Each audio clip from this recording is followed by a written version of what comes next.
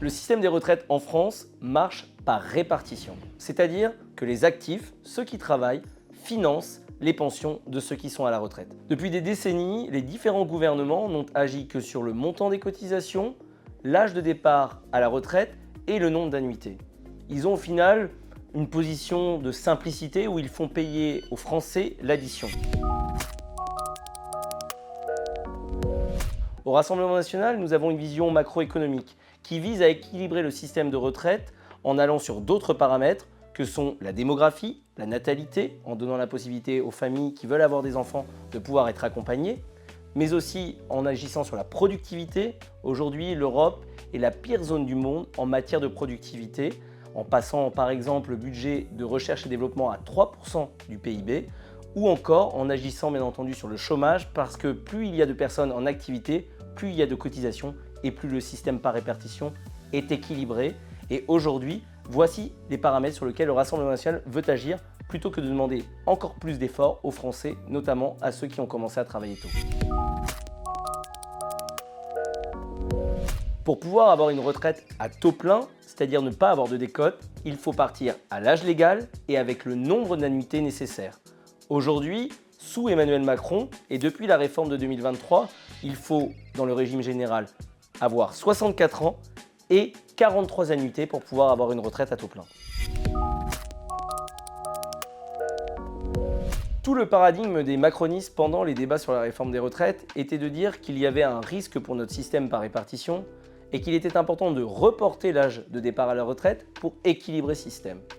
Force est de constater que c'était un mensonge parce que dès le premier rapport du COR, le Conseil d'orientation des retraites, il a été confirmé très clairement que le système continuerait à être déficitaire et qu'il ne serait pas à l'équilibre comme promis, ni en 2030, ni en 2070.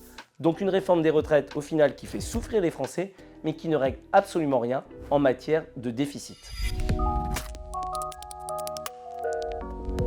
Soyons clairs entre nous, il ne s'agit pas du programme tel qu'il est présenté dans le projet présidentiel de Marine Le Pen et tel qu'il était dans le projet législatif de Jordan Bardella s'il avait été Premier ministre. Lors d'une niche parlementaire, nous n'avons qu'une journée, de 9h à minuit, alors même que pour une réforme complète des retraites et celle du Rassemblement national, il faudrait bien entendu plusieurs semaines de débat. Il s'agit, dans cette niche, d'avoir un texte consensuel qui a une très large majorité à l'Assemblée nationale, visant à revenir à 62 ans et 42 annuités pour le régime général. Tous les Français bénéficieront de cette abrogation des pires dispositions de la réforme Borne de 2023 et de la réforme Touraine de 2014.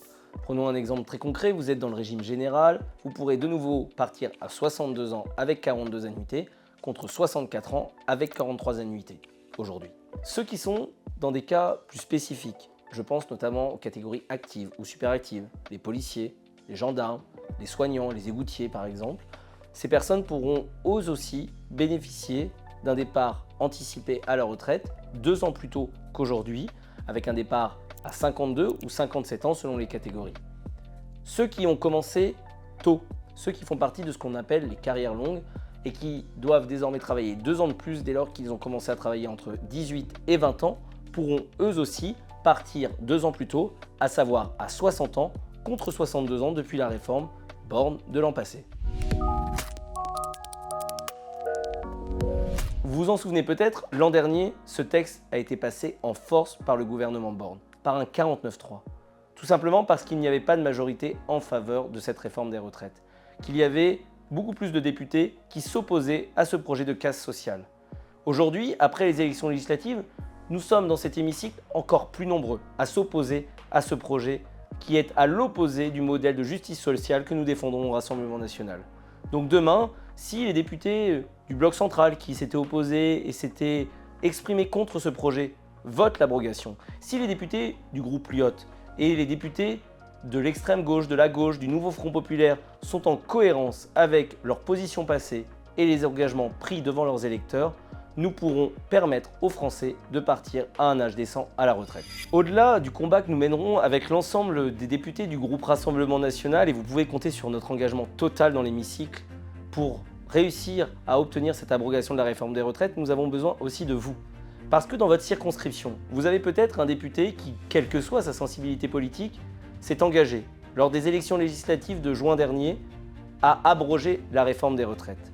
Rappelez-lui ses engagements. Rappelez-lui qu'au-delà du sectarisme qui peut être le sien, qu'au-delà des calculs politiques, il doit tenir ses promesses et ses engagements en votant le 31 octobre, dans la niche du Rassemblement national, cette proposition de loi visant à abroger les pires dispositions de la réforme des retraites de 2023 et de 2014. Nous comptons sur vous et vous pourrez compter sur nous.